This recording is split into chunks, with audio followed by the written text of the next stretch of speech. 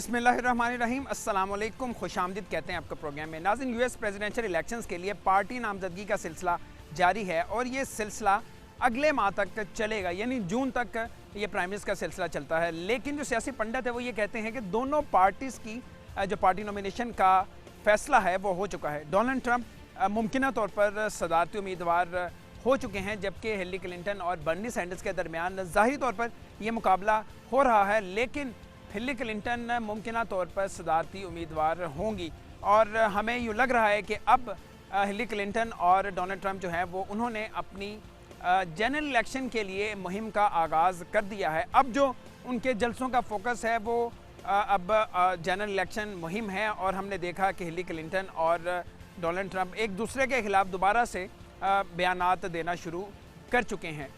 आज के प्रोग्राम में हम आपकी ना सिर्फ सियासी पंडितों से बात करवाएंगे बल्कि यहाँ रहने वाला आम शख्स, यानी वो वोटर जिनके वोट से कोई भी शख्स अमेरिका का सदर बनता है, उनकी बात भी आपसे करवाएंगे और वो शख्स किस तरह से इन दोनों उम्मीदवारों को देख रहा है और कौन सा उम्मीदवार उन वोटर्स की नज़र में कामयाब होगा, ये सब आपको दिखाएंगे। और आज के प्रोग्राम में हम मुख्तलिफ सेगमेंट शुरू कर रहे हैं। यहाँ मुख्तलिफ जो फूड पॉइंट्स हैं हम आपको उनकी सैर करवाएंगे और यहाँ जो मुख्तलिफ मशहूर जगह हैं अमेरिका की, हम आपको वहाँ पर भी लेकर चलेंगे।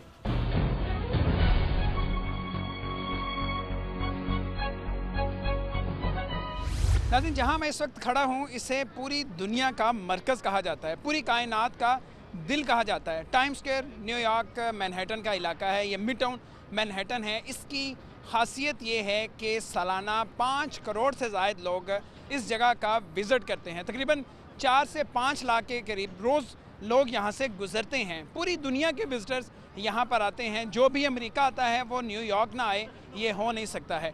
यहाँ लोग किस तरह एंजॉय कर रहे हैं, मौसम बहुत ही खूबसूरत है, बड़ी खूबसूरत धूप निकली हुई है। लोगों से बात करेंगे कि इस जगह की क्या अहमियत है, क्या इंपॉर्टेंस है और इस जगह की हिस्ट्री क्या है और लोग यहाँ आना ही क्यों पसंद करते हैं। आइए लोगों से बात करते हैं। Where are you from? I'm from Germany. Germany. So here in New York, Times Square. How are you liking that? Yeah, absolutely. That's why we are here. So what do you know about Times Square? Oh, a wonderful place. A lot of lights, lots of people. Crazy place. So you're here for the first time? No, a second or third time. Third time. So you Yes. always come here. Yeah, absolutely. What do you like most in Times Square? Most. I think for now, the last time I went here, all the cars could pass the Times Square, and now the cars couldn't pass anymore, and all the people could stay here and talk with each other and taking photos, and this is great. What do I like most in Times Square? The friendly people. They just come up and put their arm around you, that sort of thing. So you must be enjoying. Oh, yeah. Well, we got to go catch a bus now. I'm sorry. But I got everybody. They're all with me. Guys, say hi. Hey, hi, how are you?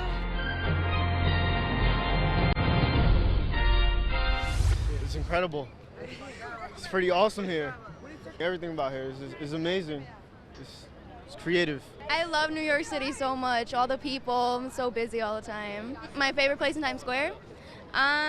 All the stores, all the clothing stores are so nice. My name is Manju Gubaju. We're from Nepal. Nepal? Yeah, she's my mom. And my son? Panchu. Nepal. Panchu, Nepal. Nepal. So how you like the Times Square? Very beautiful. All like. Very She's speaking Nepali. language, Nepali. This is our first time to US, so it's very good. How you like all people from all over the world are here? See, I mean, you are from Pakistan, I'm from India. What really we have to learn, understand, that when you give so much of an importance to a culture or this, here is a country where nobody belongs.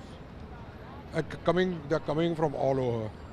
And see how in the public life they're following rules, regulation. They're working hard, somebody may be prospering, somebody may not be prospering. But the point here that is to be learned that there is no emphasis on caste, creed, religion, language. And people have come from all over, and a country can be made. Why you choose Times Square to come and spend some time? Because it's the most famous place here in New York, so I used to come here often. So are you enjoying? Yeah, enjoying the shopping, the food, the coffee, everything. So you're with friends or with family? Yeah, with friends, family. Every time we come here, we have to come with them. Times Square, I'm gonna go over to the Intrepid Museum. It's a battleship. They have a lot of good things there. A lot of good museums in New York.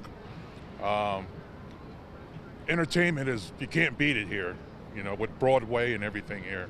Everybody gets along here. You see everybody, you know, there's no hassle, it's just those people dressed up funny. They bother you a little bit, but everybody here is excellent, you know. I never had a bad time. Every time I come here, it's like when you come over the bridge, over the George Washington Bridge, you have to pay $30.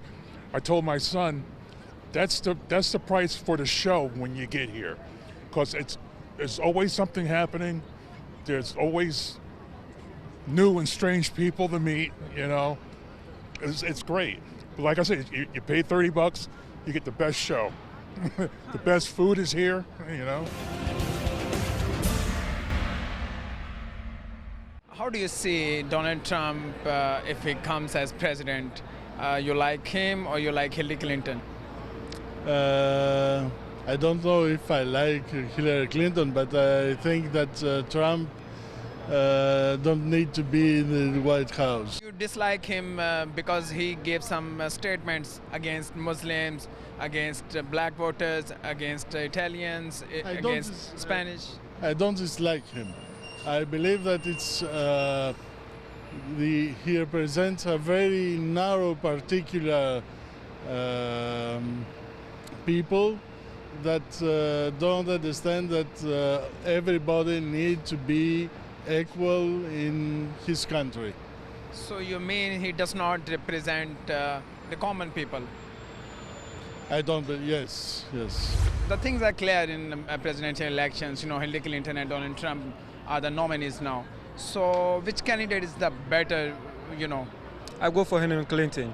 Why is that? Because the way I see she's talking and the way she's behaving, I think she's the good woman that we're going to leave her for her to come in the system. So she's going to help us. And what about the other option, Donald Trump? Donald Trump, I hate Donald Trump because Donald Trump is racist. The way he's talking about the Mexican and the immigrants, I hate him. Because if he came in power, I don't know what's going to happen for the immigrant in the United States of America. And America is for immigrants. America is for immigrants, it's for everybody, it's for you, it's for me, it's for Donald Trump, it's for Henry Clinton. And how can he talk about that one? मेरे साथ एक पाकिस्तानी मौजूद हैं और ये वो पाकिस्तानी हैं जो कि डोनाल्ड ट्रंप की हिमायत कर रहे हैं। यहाँ अमेरिका में मुझे अभी तक बहुत ही कम पाकिस्तानी मिले हैं जो कि डोनाल्ड ट्रंप को अमेरिकन प्रेसिडेंट के तौर पर देखना चाहते हैं। इसकी क्या वजह है, हम इनसे जानते हैं, इनसे बात करते हैं। अस्सलाम वालेकुम। क्या नाम है आपका? मज़हर अली। मज़हर, कम पाकिस्तानी है, ट्रंप को लोग पसंद नहीं करते, ख़ासतौर पे पाकिस्तानी इमिग्रेंट्स जितने भी हैं। आप पसंद करते हैं, आप चाहते हैं वो अमेरिका का सदर बने, इसकी वजह क्या है? नहीं, देखिए, मैंने डोनाल्ड ट्रंप को उसकी बुक्स, उसके टेप्स, उसकी चीज़ें पढ़ी। वो जो कह रहा है, he will not do like that what he's saying in that form because he quickly he's a very practical guy. He takes U-turns very quickly. And definitely he cannot do what he has been saying about Muslim and क्या कहते हैं Mexican के बारे में जो कह रहा है और जो चीज़ें मतलब औरतों के बारे में उसने कहा और तो बिफर गई लोग। तो यूटर्न लिया है, औरतों के बारे में बयान दिया, यूटर्न लिया, मुसलमानों के खिलाफ बयान दिया, अब उसमें भी नरमी दिखा रहा है। लेकिन सवाल मेरा ये है कि आप उन्हें पसंद क्यों करते हैं, इसकी वजह क्या है? नहीं, मैं तो उन्हें एज ए बिजनेसमैन पसंद करता हूँ because he is a perfect businessman. He has seen bad time and लेकिन वो अमेरिकन प्रेसिडेंट बनने जा रहे हैं। He is not going to be president, for sure because Clinton she is having very strong support in among public.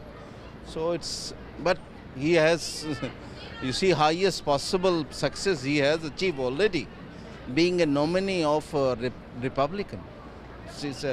आपकी हमदर्दियाँ Trump के साथ हैं और वोट आपका हिलरी क्लिंटन के साथ?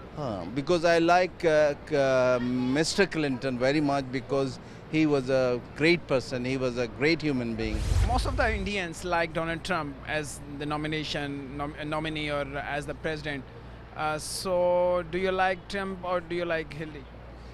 I don't like Trump. You don't like? I don't like Trump at all. What's the reason? I think he's because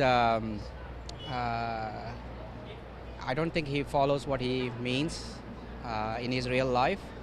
I think he's probably practicing something that he says something that he never practiced before, right? And I don't like hypocrisy, basically. That's the reason why I don't like him. So you like Hillary? Actually, I like Sanders, Dennis Sanders, Bernie Sanders. But he's not going to be the nominee. Yeah, but that's fine, so what, I mean... But now you have two options, either Hillary or Trump. Then I'll go for Hillary. Yeah. Why is that? I think she's a little bit more mainstream, and she's a little bit more, I would say, bringing different communities together as opposed to separating certain sections of the communities to the outer edges of the society, So it's a little bit more inclusive strategy with Hillary as opposed to, Donald Trump. Okay, the last thing, he has given statement against Muslims. So what do you say on that? He's crazy. He's totally crazy. And I mean, I think, that's not what U.S. is about, right? I mean, I don't think any country should actually isolate or identify certain sections of the community and actually push them out. My politics, I'm a Democrat, so I'm going to lean that way, and I think the issues are being ignored, and if I had to vote, it would be for Bernie. Why Bernie Sanders could not make it? Why? Because people aren't listening to him the way they should. He should make it because he's got good policies, he understands what's going on. How are you going to vote for? I'm probably going to vote for Trump. Why? Because I think he's hit a nerve with the people, that the people are tired of politicians and political BS, if I'm allowed to say that.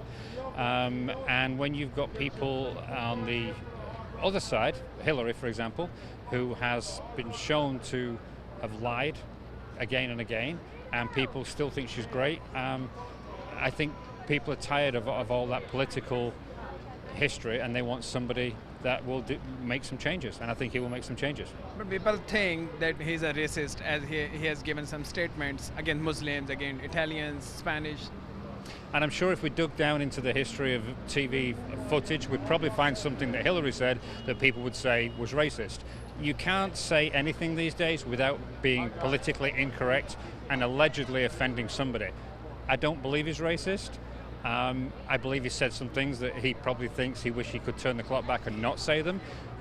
He doesn't read off a teleprompter, he speaks from the heart. So sometimes things he said, the media will interpret as racist just to try and bring him down. It's time that we stop looking at those issues and looked at the issues that build countries and build economies. Okay, so which candidate has the most chances to become the president, Hillary or Trump? Oh, I think Hillary's going to win. I do think she's going to win. You know that, and after that you are going to vote for Trump. Yeah, I mean, I can't turn around and say I'm not going to vote for the person that I think is the better of the two because I think the other one will win. I think he will lose because he doesn't have the political connections, he doesn't have the political attitude of doing what other politicians do. And the Democrats have proven time and time again they've got a massive marketing machine behind them that will get the votes in.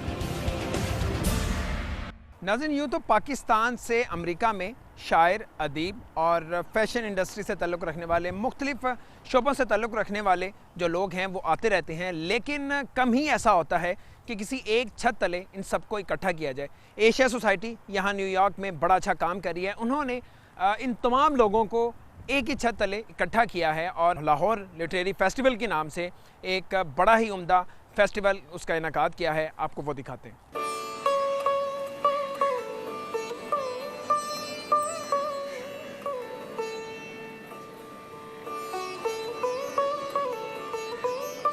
बहुत खुशी हुई कि यहाँ पे New York में पाकिस्तानी अदब, पाकिस्तानी फ़न तालीम, ज़बान, हर किसी शोबे से दिलचस्पी रखने वाले लोग यहाँ पे मौजूद हैं।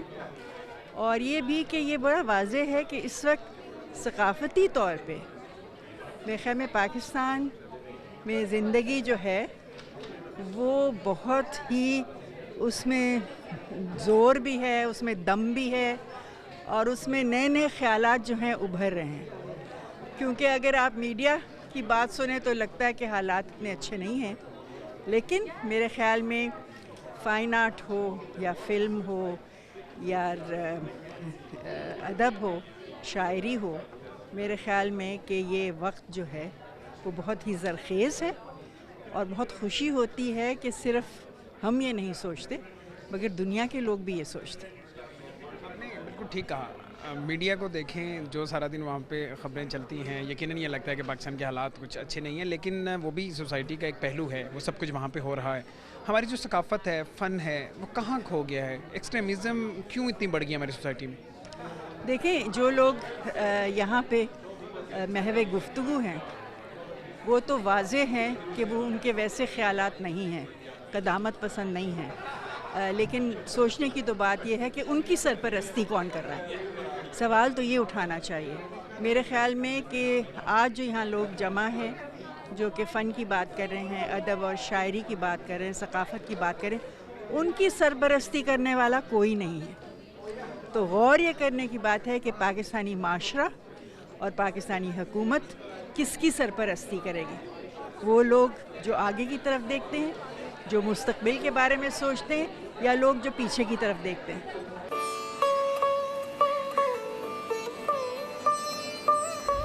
ऑब्वियसली पाकिस्तानी होने के नाते हमेशा अच्छा ही लगता है कि पाकिस्तान के बारे में कोई बात हो, लेकिन मैं ये ज़रूर कहना चाहूँगा कि ये इस फोरम पे पाकिस्तानियों को इकट्ठे होकर एक मुख्तलिफ़ तरह की बात करना जो कभी कभी कर नहीं पाते, वो बड़ा ज़रूरी है, क्योंकि पाकिस्तान में बैठ के पाकिस्तान की बात करना फ़र्क होता है और पाकिस्तान से बाहर आके एक इंटरनेशनल ऑडियंस के सामने पाकिस्तान के बारे में बात करना एक फ़र्क बात है और वो उसकी अपनी ज़रूरत है, जिसका ये नहीं मतलब कि पाकिस्तान के अंदर ज़रूरत नहीं है। लेकिन आज की अहमियत यही होगी कि हम न्यूयॉर्क में बैठ के एक बड़े अच्छे प्लेटफॉर्म पे मुख्तलिफ़ लोग पाकिस्तान के बारे में उस तरह की बात कर रहे हैं ताकि लोगों की समझ बढ़े हमारे मुल्क के बारे में, हमारे आर्ट के बारे में, हमारे कल्चर के बारे में। और ये मैं ये भी कहूँगा कि ये एक शुरुआत है, इसके अंदर काफ़ी गुफ्तगू की ज़रूरत है और मेरे ख्याल से जितने भी पाकिस्तानी यहाँ रहते हैं वो इस बात से तावन करेंगे कि यहाँ एक पाकिस्तानी होते हुए, रहते हुए, काम करते हुए फ़र्क ओपिनियंस का सामना करना पड़ता है, जिसके लिए हमें उनको समझाना पड़ता है कि पाकिस्तान कैसा है, कहाँ है। आप आज किस तरह समझाने चाहिए क्या? देखिए, मैं अकेले तो नहीं समझा चाहूँगा कि मैं अपनी ज़िंदगी और अपने एक्सपीरियंस और अपने माँ बाप और मेरी जो अपब्रिंगिंग है, मैं पाकिस्तान में बड़ा हूँ और अभी भी मैं पाकिस्तान में बहुत ज़्यादा इन्वॉल्व हूँ। मैं उसी को एक एग्ज़ाम्पल लेके आगे लेके चलूँगा, एक फ़र्स्ट पर्सन एक्सपीरियंस से, जिससे शायद लोगों को एक और समझ आए कि पाकिस्तान में क्या होता है। कई दफ़ा तो कोशिश हमें ये करनी होती है कि हम बहुत कॉन्शियसली किसी एक चीज़ पे काम कर रहे होते हैं, एक एजेंडा पे, कि जैसे आपने भी खुद बोला सॉफ्ट इमेज के ऊपर। आई थिंक वो फिर आहिस्ता आहिस्ता वो लफ्ज़ या वो कॉन्सेप्ट इतनी बार रीयूज़ हो जाता है कि वो खुद में एक क्लीशे बन जाता है। सो आई थिंक अब बग़ैर उसको मुसल्लत किए एक एजेंडा के तौर पे यहाँ पे जिस तरह आप एक डाइवर्सिटी देख रहे हो कि मैं फिल्मी ड्रामे बनाने वाला इंसान हूँ, कोई पेंटर है, कोई लिखने वाला है, कोई एजुकेशनिस्ट है, सो वो सब लोग मेरा ख़्याल है सिर्फ अपनी अपनी कहानी अपनी सच्चाई के साथ, अपनी दयानतदारी के साथ किसी भी प्लेटफॉर्म पे जब सुनाते हैं तो उस सच्चाई की कोई तासीर ज़रूर होती है और वो कहीं ना कहीं तक पहुंच जाती है। सो वही जज्बा मेरा ख्याल लेकर यहाँ पे सब आज इकट्ठे हुए हैं, चूँकि ये लाहौर लिटरेचर फेस्टिवल बुनियादी तौर पे लाहौर का है, and that in itself is such a great idea that you're calling it LLF in New York. So so bringing Lahore, the spirit of Lahore, which again represents Pakistan.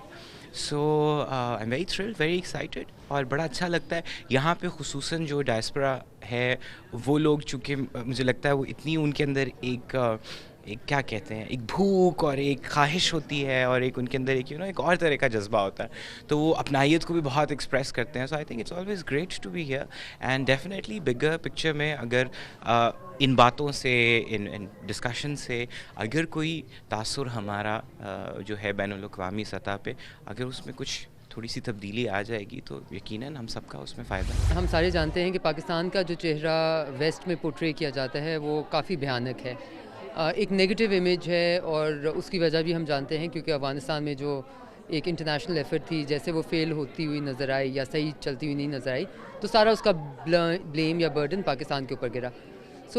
एक ऐसा view है कि जैसे पाकिस्तान में कोई सकाफत ना हो, कोई लोगों के राइट्स ना हो, कोई लोगों को लिटरेचर ना हो. तो इस तरह की चीज़ के लिए ये जो लाहौर लिटरेरी फेस्टिवल न्यूयॉर्क में हो रहा है, तो यहाँ के लोगों को एक क्लियरर पिक्चर ऑफ पाकिस्तान के, पाकिस्तान में चैलेंजेस यकीनन बहुत हैं, लेकिन उसके साथ साथ पाकिस्तान ग्रो भी कर रहा है, डेवलप भी कर रहा है और उन चैलेंजेस को हेड ऑन फाइट भी कर रहा है.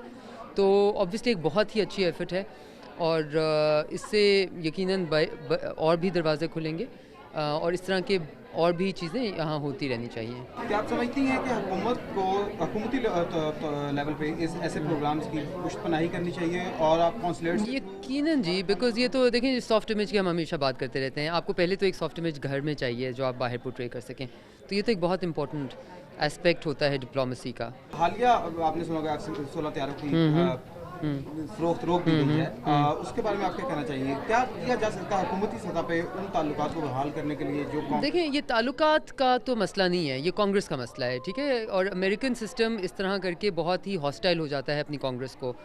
उनके सिस्टम में एक बहुत बड़ा खलल है और इस खलल को दूर करने के लिए फ्रैंकली स्पीकिंग हमारी हुकूमत तो सिर्फ ट्रस्ट ही बिल्ड कर सकती है. लेकिन क्या वो ट्रस्ट सिर्फ वाइट हाउस तक महदूद रहेगा या स्टेट डिपार्टमेंट तक महदूद रहेगा, या वो ट्रस्ट कांग्रेस में, कैपिटल हिल में भी पहुँचेगा?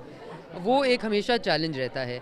लेकिन आई थिंक पाकिस्तान को ये अमेरिका का ऑब्सेशन से निकल कर सिर्फ F-16 तैयारों के लिए नहीं, बाकी भी अपने पैरों पे खड़े होके, फिर ताकि हमारी एक्सपेक्टेशन दूसरों के साथ ये ना हो कि अगर उन्हें तैयारे भी बेचने तो साथ उसकी फ़ंडिंग भी करनी है. अगर फ़ंडिंग के बगैर आप कोई कहीं पे भी ख़रीदार होते हैं तो वो एक बहुत बेहतर पोजीशन में आप रहते हैं. डोनाल्ड ट्रंप को अभी तक अगर हम कहें कि वही मुमकिना सदारती उम्मीदवार होंगे तो इसमें कोई शक नहीं है, लेकिन अभी भी पार्टी की जानिब से और जो कंजर्वेटिव पार्टीज़ के जो रहनुमा हैं उनकी जानिब से उनका रास्ता रोकने की भरपूर कोशिश की जा रही है. मिट रोमनी है जो कि साबिक सदारती उम्मीदवार हैं, इसी तरह बुश फैमिली है जो कि साबिक सदर रह चुके हैं, इसके अलावा दीगर बहुत से सेनेटर्स हैं जो कि डोनाल्ड ट्रंप का मुतबादिल तलाश करने की कोशिश कर रहे हैं. वो इस कोशिश में किस हद तक कामयाब होंगे ये हम जानने के लिए पहुँचे हैं. यहाँ नासा काउंटी है, वहाँ से यहाँ जो है वाहिद डेमोक्रेटिक पार्टी के वाइस चेयरमैन हैं, पाकिस्तानी हैं और गुज़श्ता 25 साल से अमेरिका में रह रहे हैं. मलिक नदीम आबिद इनका नाम है, बड़ी मारूफ शख्सियत हैं, सोशल वर्कर हैं. इनसे बात करेंगे और ख़ास तौर पर सियासत पर और अमरीकी सदारती इंतखाबात पर बड़ी इनकी गहरी नज़र है, तो इसलिए इनका तज़किया शामिल करना बहुत ज़रूरी है. मलिक साहब, बहुत शुक्रिया आपका. Thank you very much for having me in your show sir. Sir player क्या कहेंगे? यूँ लग रहा था पिछले हफ्ते तक कि शायद अब ट्रंप को सदारती जो पार्टी नॉमिनेशन है वो मिल चुकी है, लेकिन ये जो पिछले एक हफ्ते में डेवलपमेंट हुई है, मिट रोमनी उनके ख़िलाफ़ हैं, उनके जितने भी सेनेटर्स हैं उनमें से 7 उनके हक़ में हैं, 5 उनके ख़िलाफ़ हैं, बुश फैमिली उनके ख़िलाफ़ है, पॉल रायन जो कि स्पीकर ऑफ हाउस हैं वो भी अभी उनके मतलब उनसे उनकी अभी चल रही है, टसल चल रही है. तो आपको क्या लगता है कि जिस तरह ये कहा जा रहा था कि अब वही नॉमिनेशन हासिल कर लेंगे, क्या उनके लिए पार्टी की नॉमिनेशन हासिल करना इतना आसान है कि अभी उनका रास्ता रोका जाएगा? देखिए, मेरी राय में मेरा ख्याल है कि it's almost a done deal, क्योंकि अब उनका रास्ता रोकना बहुत मुश्किल है. अब थोड़ा सा फ़र्क मैं आपको बताऊं, जो डेमोक्रेटिक पार्टी और रिपब्लिकन पार्टी के इलेक्टोरल प्रोसेस में है, डेमोक्रेटिक पार्टी में तकरीबन 700 के करीब सुपर डेलीगेट्स हैं जो कि स्टेट्स को रिप्रेजेंट नहीं करते, जो कांग्रेसमैन हैं, सेनेटर्स हैं, इलेक्टेड गवर्नर्स हैं. ये वो लोग हैं जो स्टेट्स को डायरेक्टली रिप्रेजेंट नहीं करते, लेकिन ये इलेक्टोरल प्रोसेस में कैंडिडेट के वोट देते हैं. जबकि रिपब्लिकन पार्टी में ऐसा कोई इस तरह का सुपर डेलीगेट का वो नहीं है सिलसिला. ये जितने नाम आपने लिए हैं, ये उनके ख़िलाफ़, डोनाल्ड ट्रंप के ख़िलाफ़ बातें तो कर सकते हैं, स्टेटमेंट्स भी दे सकते हैं, अपनी डिसप्लेयर का इजहार भी कर सकते हैं, लेकिन ये उसका रास्ता नहीं रोक सकते. बिकॉज मैं ये सवाल इसलिए कर रहा हूँ कि ये कहा जा रहा है, ये बहस चल रही है कि एक मुतबादिल उम्मीदवार लाने की कोशिश की जा रही है। ये लोग इतने स्ट्रॉन्ग तो हैं कि किसी मुतबादिल उम्मीदवार को ला सकते हैं। देखिए, मुतबादल उम्मीदवार सिर्फ उसी सूरत पार्टी ला सकती है कि जो इलेक्ट होने के बाद, वोट लेने के बाद जो कैंडिडेट है या वो खुद बैठ जाए, अपनी नॉमिनेशन वापस ले ले, या उस पर कोई क्रिमिनल केस ऐसा बन जाए जिस तरह हिलरी क्लिंटन के बारे में कहा जाता है कि अभी भी वो केस उनका लाइव है, वो ईमेल्स वाला। लेकिन डोनाल्ड ट्रंप, मेरा नहीं ख्याल कि वो खुद अपना नॉमिनेशन वापस लेंगे या उनके खिलाफ कोई क्रिमिनल इन्वेस्टिगेशन भी नहीं है। तो देखिए, अल्टरनेटिव जो है, जो कैंडिडेट उस सूरत आएगा अगर डोनाल्ड ट्रंप किसी भी वजह से इस सिनेरियो से हट जाते हैं, और मेरा नहीं ख्याल कि इस तरह का कोई चांस होगा। इसमें इम्पॉर्टेंट नाम सिर्फ पॉल रायन का है, बिकॉज वो हाउस ऑफ रिप्रेजेंटेटिव का स्पीकर है। लेकिन पॉल रायन भी इस वक्त इतना डबल माइंडेड हो चुका है कि 2 रोज़ पहले तक उसने ये बात कही थी कि हम इसको इंडोर्स नहीं करेंगे क्योंकि ये रिपब्लिकन वैल्यूज़ के ख़िलाफ़ बातें कर रहा है। लेकिन आज वो उससे मिलने को भी तैयार हो गया, और उसने यहाँ तक भी कह दिया कि अगर ये साहब मुझे चाहें तो मैं रिपब्लिकन नेशनल कन्वेंशन की चेयरमैनशिप से भी इस्तीफ़ा देने को तैयार हूँ। अच्छा, वैसे मलिक साहब, ये क्या तजाद है? रिपब्लिकन पार्टी के प्लेटफॉर्म से इलेक्शन जीते हैं, लेकिन उनकी जो पॉलिसीज़ हैं वो कंट्राडिक्ट करती हैं रिपब्लिकन पार्टी से। तो इसका मतलब है कि अमेरिका में बहुत सालों बाद एक तीसरी पार्टी की गुंजाइश पैदा हुई है, क्योंकि जो कंजर्वेटिव पार्टी की पॉलिसीज़ हैं उसे फॉलो करते हुए या उसका प्रचार करते हुए डोनाल्ड ट्रंप ने वोट हासिल नहीं किए हैं। ये समझ लें कि इंडिपेंडेंटली उन्होंने ये वोट हासिल किए और पार्टी नॉमिनेशन हासिल की। जी देखिए, ये तो बात आपकी बिल्कुल सही है, और मैं समझता हूँ कि ये बहुत अलार्मिंग सिचुएशन है, सिर्फ माइनॉरिटीज़ के लिए नहीं, ये अमेरिका के लिए बहुत अलार्मिंग सिचुएशन है। बिकॉज नफ़रत का जो बीज डोनाल्ड ट्रंप ने बो दिया है ये माइनॉरिटीज़ के ख़िलाफ़ और इमिग्रेंट्स के ख़िलाफ़, ये ख़त्म नहीं होगा। इसके बारे में मेरी राय ये है कि डोनाल्ड ट्रंप तो इलेक्शन हार जाएगा, लेकिन उसकी आइडियालॉजी जीत जाएगी, और ये अगले 2-3 इलेक्शंस में ये बहुत बड़े दरख्त की तरह, तनावर दरख्त की तरह ये बढ़ जाएगा, और ये हॉन्ट करेगा अमेरिकन इलेक्टोरल सिस्टम को। सो आपकी बात बिल्कुल वजह है, तीसरी पार्टी की गुंजाइश भी बन रही है, और मेरा ख्याल है कि ये कंजर्वेटिव पार्टी के नाम से, या टी पार्टी जो थी, उसको स्ट्रेंथ करेगी ये चीज़। लेकिन एज ए रिपब्लिकन पार्टी मैं समझता हूँ कि उनके लिए इस वक्त चॉइस नहीं है कि किसी सेकंड कैंडिडेट को नॉमिनेट करें जब तक कि डोनाल्ड ट्रंप साहब खुद बैक ऑफ ना करें। नहीं, अगर डोनाल्ड ट्रंप पार्टी नॉमिनेशन ले लेते हैं और उनके मुकाबले में हिलरी क्लिंटन, जो कि मुमकिन तौर पर उन्हें ही मिलेगी, उसके बाद बड़ी हद तक चांसेस ये हैं कि हिलरी क्लिंटन जीतेंगी। जो नेशनल पोस्ट सर्विस हैं वो यही बताते हैं अभी तक के। तो कितना बड़ा सेटबैक होगा रिपब्लिकन पार्टी के लिए तीसरी दफ़ा सदारती इलेक्शन हार जाना? देखिए, एक तो ये सेटबैक तो है डेफिनेटली, तीसरी दफ़ा इन रो इलेक्शन हारना, ये मेरा ख्याल है पिछले 70-80 साल में ऐसा नहीं हुआ दोनों में से किसी पार्टी के लिए। 8 साल के बाद डेफिनेटली चेंज आती है। हिलरी क्लिंटन का जीतना जो है ना, इनएविटेबल है उसको हराना, वो जीतना उनका तकरीबन नज़र आ रहा है कि वो जीत जाएंगी। लेकिन सबसे बड़ा नुकसान उनके लिए, पार्टी के लिए ये है कि जो पार्टी की हायरार्की है, कोई भी पार्टी इस चीज़ को पसंद नहीं करती कि उनकी हायरार्की की सपोर्ट और मदद के बगैर, ब्लेसिंग के बगैर कोई बाहर से बंदा आए और नॉमिनेशन ले जाए। एक तो ये नुकसान है। दूसरा नुकसान ये है कि अगर ये उनको नॉमिनेशन जो मिलती है, जो मिल रही है, जो मिल जाएगी मेरी राय में, तो रिपब्लिकन पार्टी हमेशा के लिए, या कम से come for a foreseeable future, जो माइनॉरिटीज़ के वोट इनको थोड़े बहुत मिलते भी थे, स्पेशली इमिग्रेंट्स के वोट मिलते थे, पाकिस्तानी कम्युनिटी इनको बहुत सपोर्ट करती थी, इंडियन कम्युनिटी बहुत सपोर्ट करती थी। 9/11 के बाद सिनेरियो सारा चेंज हो गया। वोट्स सारे जितने पाकिस्तानी हैं या मुसलमानों के जितने वोट्स हैं वो डेमोक्रेटिक वाली साइड पे शिफ्ट हो गए। आपने जो बात की है बड़ा इंपॉर्टेंट पॉइंट है। वो पार्टी नॉमिनेशन हासिल करने में कामयाब भी हो जाते हैं, जो कि मिले ही लाजमी उन्हें मिलेगी, लेकिन जो हायरार्की है वो उनके साथ नहीं है। कांग्रेसमैन उन्हें नहीं जानते, सेनेटर्स उन्हें नहीं जानते, तो किस तरह उनके लिए पॉसिबल होगा इलेक्शन जीतना? देखिए, इलेक्शन जीतना मेरा ख्याल है कि उनका पॉइंट ऑफ व्यू है भी नहीं। वो सिर्फ एक फेम चाहते थे, जो उनको इतनी फेम मिल गई है कि शायद अमेरिकन प्रेसिडेंट को भी पिछले 6 महीने में उतनी कवरेज नहीं मिली जितनी डोनाल्ड ट्रंप को मिली है। सो इलेक्शन जीतें या ना जीतें, उनका जो पर्पस है वो पूरा हो चुका है। उन्होंने एक नफ़रत का बीज अमेरिका में बो दिया है, और I can tell you, very unfortunate, very unfortunate that America will never be the same after this presidential election. This is the worst presidential election I've ever seen in my stay in America. अगर Hillary Clinton आ जाती हैं तब भी इसलिए कि देखिए, नफ़रत का जो बीज उसने बो दिया है, जो दीवार बनाने की बात करता है वो हिस्पैनिक्स के ख़िलाफ़, मैक्सिको के ख़िलाफ़, जो मुसलमानों के लिए वो कहता है कि नो मोर मुस्लिम इमिग्रेंट्स, तो ये आइडियालॉजी रहेगी। अब लोग खुल के ये बात करते हैं अमेरिका के कानून में टाइटल 7 एक कानून है जो डिस्क्रिमिनेशन के ख़िलाफ़ दुनिया के स्ट्रॉन्गेस्ट कवानीन में से एक कानून है। जब उसने क्लियरली ये बात कह दी कि मैं किसी मुसलमान इमिग्रेंट्स को अलाउ नहीं करूँगा, तो कानूनी तौर पे उसने टाइटल 7 की खिलाफ वर्जी की। खैर मलिक साहब वो कर नहीं सकते ना, अमेरिकन प्रेसिडेंट है, बड़ा स्ट्रॉन्ग है, लेकिन इदारे बहुत स्ट्रॉन्ग हैं। जब तक कांग्रेस से अप्रूवल नहीं होगी, सेनेट अप्रूवल नहीं देगा, हाउस ऑफ रिप्रेजेंटेटिव अप्रूवल नहीं देगा, तो किस तरह अमेरिकन प्रेसिडेंट भी कर सकता है। वो खैर ये पॉलिटिकल स्टंट है मेरा ख्याल है जो इस्तेमाल किया, लेकिन बड़ा कामयाब ये पॉलिटिकल स्टंट रहा। डेमोक्रेटिक पार्टी की थोड़ी सी बात करते हैं।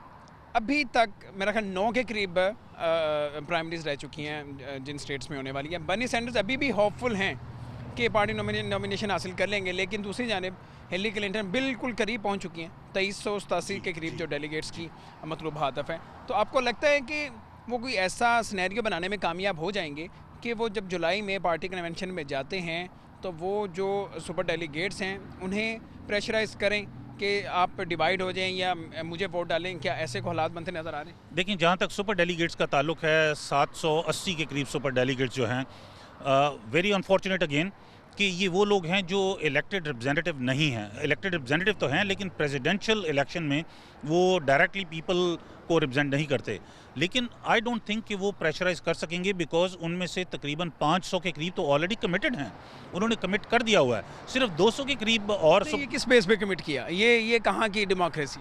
पब्लिक देखें, ये डेमोक्रेसी का हिस्सा तो मैं समझता हूँ वाकई नहीं है। ये सुपर डेलीगेट्स वाला कॉन्सेप्ट कम अज़ कम मैं तो सवालों नहीं करता, इसलिए कि अगर प्रेसिडेंशियल इलेक्टोरल सिस्टम में डायरेक्ट लोग इलेक्ट करके कैंडिडेट को नॉमिनेट करते हैं, तो ये सुपर डेलीगेट्स वाला सिलसिला ये हमारा कोई देसी सिलसिला लगता है। ये अपना अपना सा लगता है कोई ये कि भाई जो लोग अमेरिकी सियासत में देसी तड़का ही है, देसी तड़का है कि वो लोग जो डायरेक्टली लोगों को रिप्रेजेंट नहीं कर रहे हैं उनको भी अथॉरिटी है कि वो पलड़ा अगर थोड़ा सा बराबर आ जाता है तो वो अपना 700-800 वोटों का पलड़ा वज़न डाल के तो किसी के हक में कर सकते हैं। लेकिन I don't think Bernie Sander का कोई चांस है उनमें से चेंज करने का।